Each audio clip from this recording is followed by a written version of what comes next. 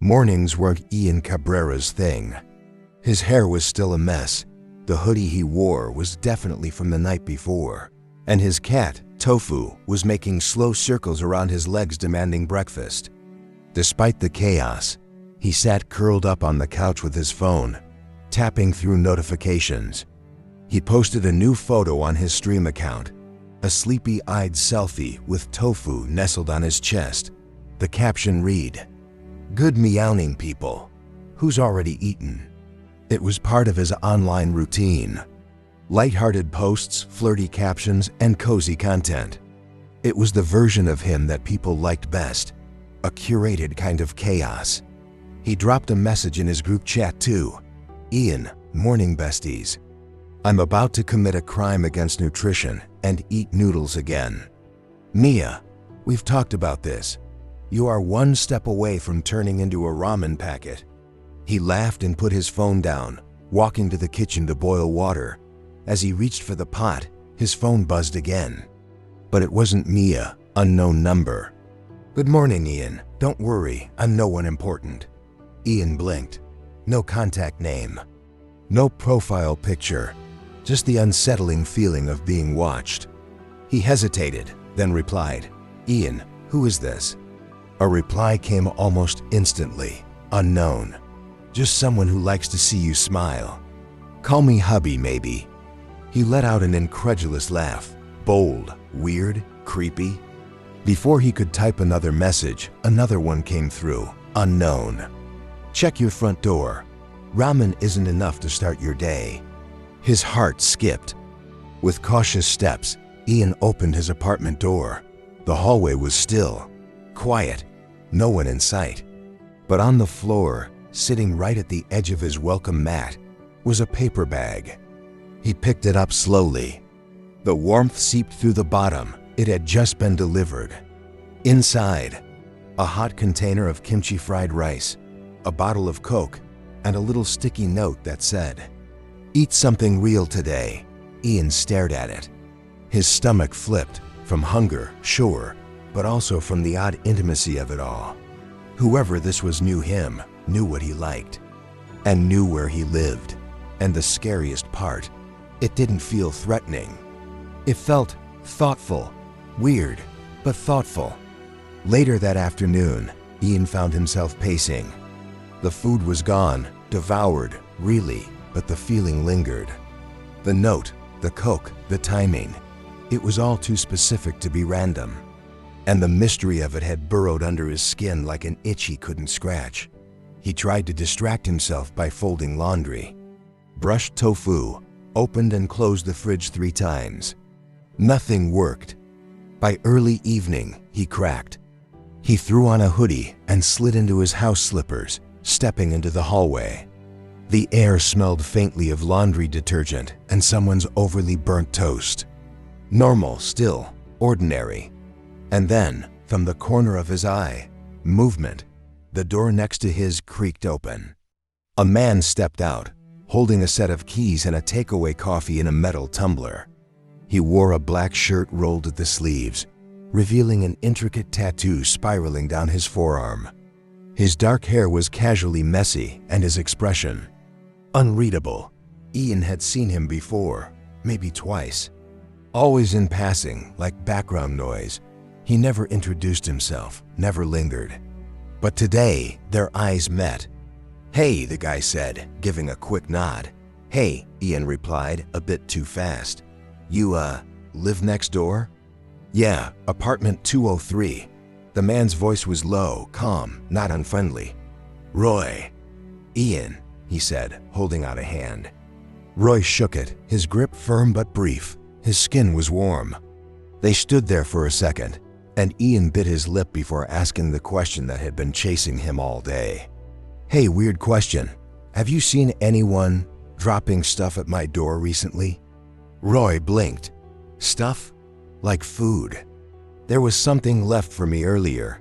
Homemade, I think." He watched Roy's face carefully. The man tilted his head slightly, didn't see anyone. Maybe someone left it as a favor? Maybe. Ian forced a chuckle. Kind of bold favor. Roy shrugged, sipping from his tumbler. Could be someone who likes you. Ian looked at him, trying to read the expression behind those steady eyes. Calm, controlled, guarded, even. Would you tell me if it was you? He asked, half joking. Roy's lips curved into the faintest smile. What would you do if it was? I guess that depends. On what? If you keep bringing Coke with it, Ian said, grinning. Roy let out a quiet laugh, and for a moment, something softer passed between them. I'll keep that in mind, Roy said. Then he gave a nod, turned, and disappeared back inside his apartment. Ian stood there a second longer, heart thudding a little too fast. It wasn't a confession, not even a confirmation, but it was something, and that something felt like the beginning. That night, sleep came slow. Ian lay curled under his blankets, Tofu purring softly at his feet. The apartment was quiet, too quiet, and his thoughts kept drifting back to Roy's half smile. The calm in his voice, the way he said, "What would you do if it was?" He had joked, sure, but it didn't feel like a joke. He stared at his phone for a while, wondering if the mysterious number would text again. Nothing. By the time the clock hit midnight, he gave up. He drifted off sometime after 1 a.m. The soft buzz of his phone on the nightstand left unanswered ... Morning came with a knock. Not a loud one, just a quiet tap, tap, tap at the door. It was early. The sun hadn't fully risen yet. Ian rubbed his eyes, shuffled out of bed in socks and a hoodie, and opened the door. Another bag. Steam escaped from a loosely folded paper top. Taped to it was a small folded note. "Don't eat ramen again. You deserve better, hubby." Ian blinked. Seriously? He picked it up, closing the door behind him. Inside, miso soup, rice, grilled eggplant, and of course a Coke. His stomach growled on cue. He sat at the counter, eating slowly, one eye on his phone. No message, no number. Just the food and that note. Warm handwriting, slightly slanted like someone who wrote quickly but carefully. He took a picture of the meal and posted it with a caption. "Whoever you are, thanks. Not sure if I should be flattered or alarmed." Within minutes, the comments rolled in. "Secret admirer? Girl, that's a proposal. Don't eat it unless it's been FBI tested. Low-key romantic, though." Ian laughed under his breath. It was kind of romantic, but it also made his chest tighten in the strangest way. Not fear, not unease. Something else. He stood from the counter, carrying the empty tray to the sink. Out of instinct, he glanced through the peephole on his door. The hallway was empty, still. But just for a moment, he thought he heard the soft creak of the apartment next door. It happened on a Tuesday. The kind of day where nothing goes quite right. Ian overslept, spilled coffee on his hoodie, and had to cancel a stream last minute due to a power outage in half the building. By evening, his mood was stuck somewhere between restless and resigned.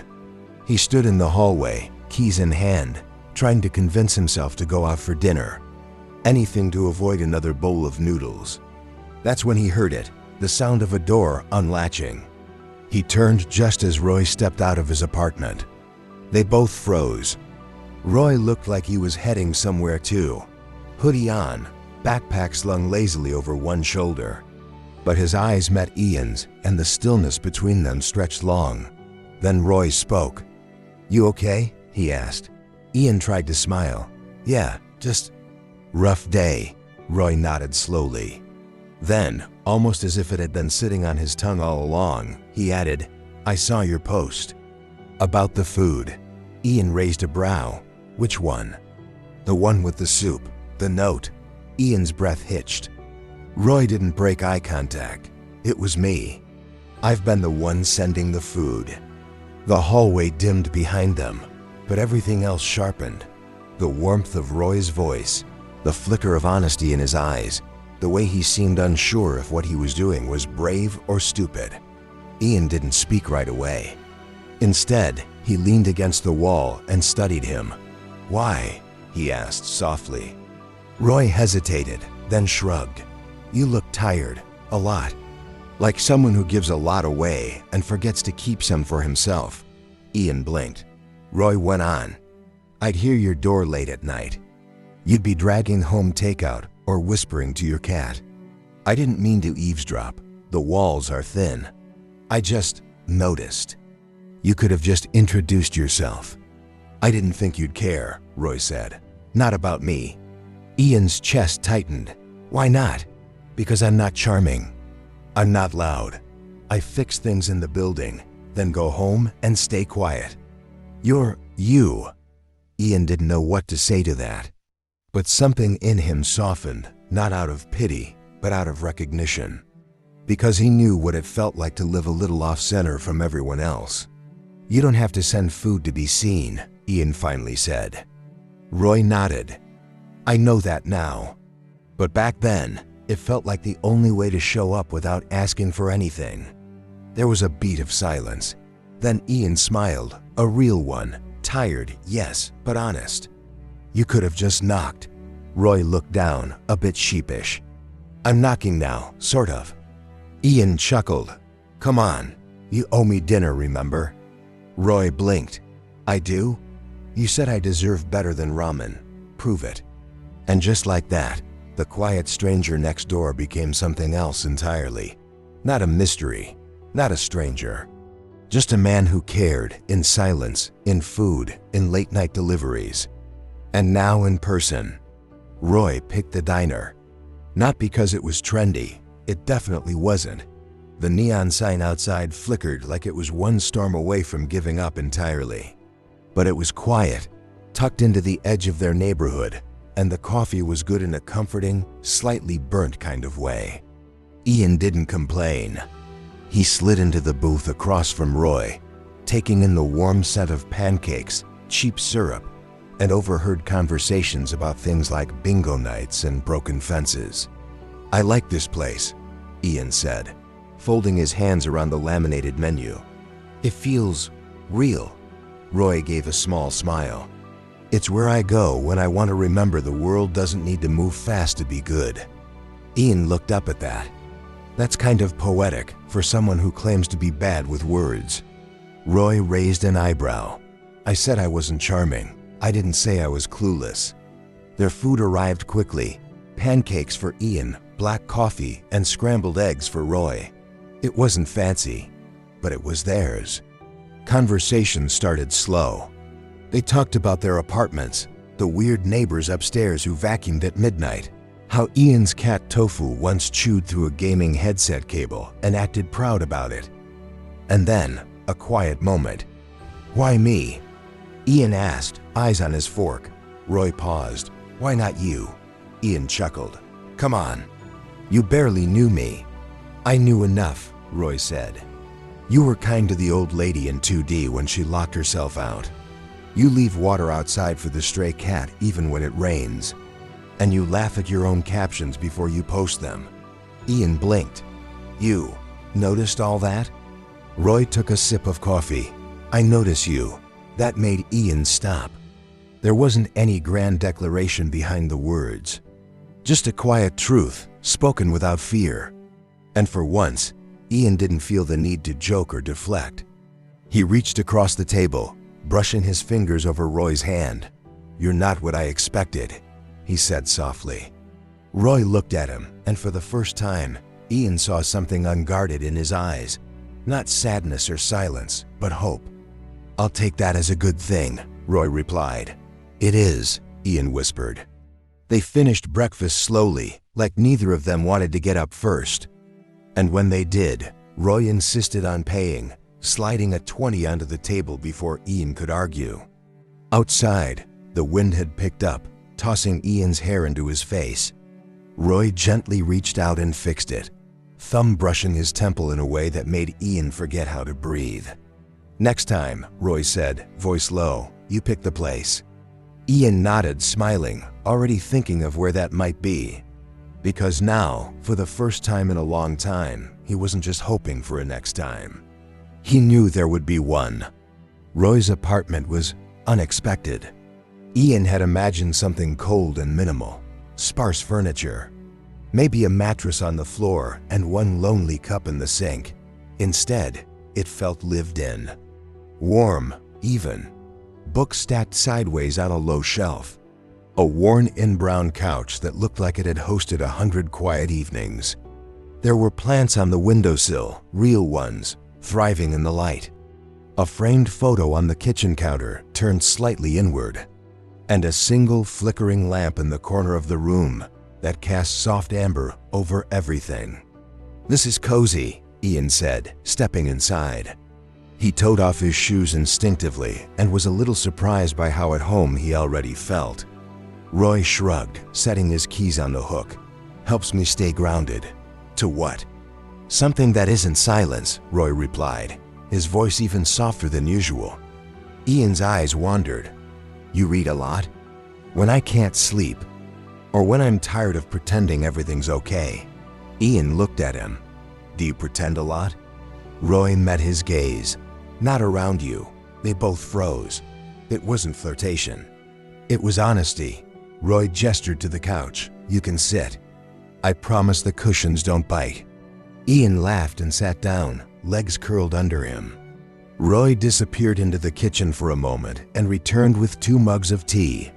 He handed one over, their fingers brushing for a second too long. They sat in silence for a bit, not awkward, just comfortable.